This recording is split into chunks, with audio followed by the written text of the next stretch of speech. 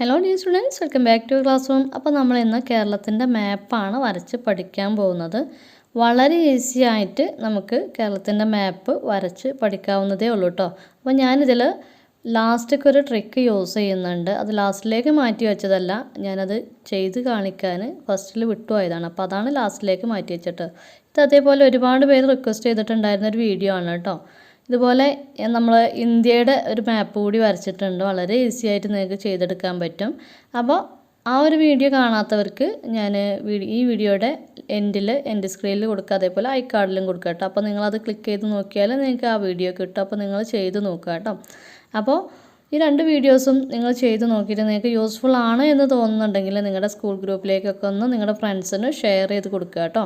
എത്ര വരക്കാൻ അറിയുന്ന ആൾക്കാരാണെങ്കിലും മാപ്പ് വരക്കുമ്പോൾ ചെറുതായിട്ടൊന്ന് കയ്യൊന്ന് വരക്കും. അപ്പോൾ നമ്മൾ ഇപ്പോൾ ഔട്ട്ലൈനാണ് ഇടുന്നത് കേട്ടോ. ഫസ്റ്റ് നമ്മൾ ഔട്ട്ലൈൻ ഇട്ടിട്ട് മാത്രമാണ് ജില്ലകൾ സെപ്പറേറ്റ് ചെയ്യുന്നത്. അപ്പോൾ കേരളത്തിൽ 14 ജില്ലകളാണ് ഉള്ളത് എന്നുള്ളത് നിങ്ങൾക്ക് എല്ലാവർക്കും അറിയാമല്ലോ. അപ്പോൾ നമ്മൾ ഓരോ ജില്ലയും സെപ്പറേറ്റ് ചെയ്യാണ് കേട്ടോ. പിന്നെയെന്ന് വെച്ചാൽ ഞാനിതിൽ കളറൊന്നും യൂസ് ചെയ്യുന്നില്ല. അത് സെപ്പറേറ്റ് ചെയ്തിട്ട് ലാസ്റ്റാണ് നമ്മൾ ഓരോന്നിൻ്റെയും പേരുകൾ എഴുതുന്നത് കേട്ടോ. പിന്നെ നമ്മൾ കളർ ചെയ്യുന്നില്ല എന്ന് പറഞ്ഞില്ല. അപ്പോൾ നിങ്ങൾക്ക് വേണമെന്നുണ്ടെങ്കിൽ ലാസ്റ്റിൽ കളറിങ് ചെയ്യാം കേട്ടോ. കാരണം ഓരോന്നും വ്യക്തമായിട്ട് മനസ്സിലാക്കാൻ വേണ്ടിയിട്ടാണ് കേട്ടോ. പിന്നെ പറയാൻ വിട്ടുപോയൊരു കാര്യമുണ്ട്. നിങ്ങൾ HB പെൻസിൽ വെച്ചിട്ട് വേണം കേട്ടോ ഔട്ട്ലൈൻ വളരെ ലേറ്റായിട്ട് വേണം ഇടാൻ. നമ്മൾ പിക്ചർ വൃത്തിയായിട്ടുണ്ട്, ഫിനിഷിങ് ആയിട്ടുണ്ട് എന്ന് തോന്നിയെങ്കിൽ മാത്രം അതിൻ്റെ മുകളിലൂടെ അങ്ങനെ ഔട്ട്ലൈൻ ബ്ലാക്ക് ലൈൻ വെച്ചിട്ടോ അല്ലെങ്കിൽ ഡാർക്ക് പെൻസിൽ വെച്ചിട്ടൊക്കെ ചെയ്തെടുത്താൽ മതി. ഫസ്റ്റേ ഡാർക്കിൽ കൊടുക്കരുത് കേട്ടോ. കാരണം ഒരു പ്രാവശ്യം തെറ്റിപ്പോയാൽ നമുക്ക് പിന്നീട് അത് തിരുത്താൻ വളരെ ബുദ്ധിമുട്ടല്ല, മെൻ്റലി നമുക്കതിന് എന്താ പറയുക മടിയായിരിക്കും. അപ്പോൾ നിങ്ങളതിന് ചെയ്യരുത്. വളരെ ലേറ്റായിട്ട് വേണം ചെയ്യാൻ വേണ്ടിയിട്ട്.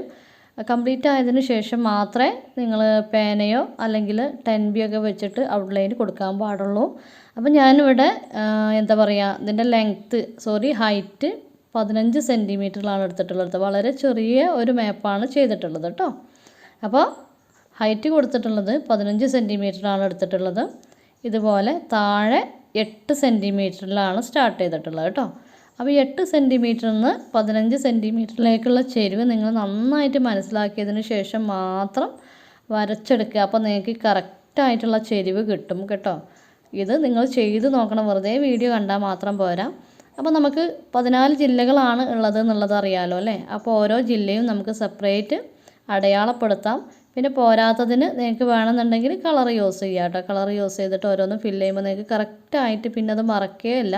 അപ്പോൾ ഫസ്റ്റ് ജില്ല എന്ന് പറയുന്നത് മുകളിലത്തെ ജില്ല കാസർഗോഡാണ്. പിന്നെ കണ്ണൂർ, വയനാട്, കോഴിക്കോട്, പിന്നെ നമ്മുടെ സ്വന്തം മലപ്പുറം, പാലക്കാട്, തൃശ്ശൂർ, എറണാകുളം, ഇടുക്കി, കോട്ടയം, ആലപ്പുഴ, പത്തനംതിട്ട, കൊല്ലം, താഴെ കിടക്കുന്ന ജില്ല തിരുവനന്തപുരം ആണ് എന്നറിയാലോ.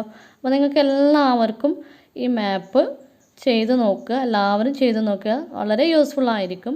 പിന്നെ ഒരു കാര്യം പറയാൻ വിട്ടുപോയിട്ട്, നമ്മളിവിടെ ചെറിയൊരു സൈസിലുള്ള മാപ്പാണ് വരച്ചിട്ടുള്ളത്. അപ്പോൾ നിങ്ങൾക്ക് കുറച്ചുകൂടി വലിപ്പം വേണം എന്നുണ്ടെങ്കിൽ ഫസ്റ്റ് നമ്മൾ 15 സെൻറ്റിമീറ്റർ എടുത്തിട്ടാണല്ലോ മാപ്പ് വരക്കേണ്ടത്. ഞാൻ ലാസ്റ്റിലാണ് കാണിച്ചത്, വിട്ടുപോയതാണ് എന്ന് പറഞ്ഞല്ലോ. അപ്പോൾ 15 സെൻറ്റിമീറ്റർ ഹൈറ്റ് എടുക്കേണ്ട സ്ഥാനത്ത് നിങ്ങൾ 30 സെൻറ്റിമീറ്റർ എടുക്കുക. താഴ്ഭാഗത്ത് 8 സെൻറ്റിമീറ്റർ എടുക്കേണ്ട ഭാഗത്ത് 16 സെൻറ്റിമീറ്റർ എടുത്തിട്ട് വരക്കുക കേട്ടോ. അപ്പോൾ നിങ്ങൾക്ക് എല്ലാവർക്കും വീഡിയോ യൂസ്ഫുൾ ആയിട്ടുണ്ടാകുമെന്ന് വിചാരിക്കുന്നു. നെക്സ്റ്റ് ടൈം നല്ലൊരു വീഡിയോ ആയിട്ട് വീണ്ടും കാണാം. ബൈ.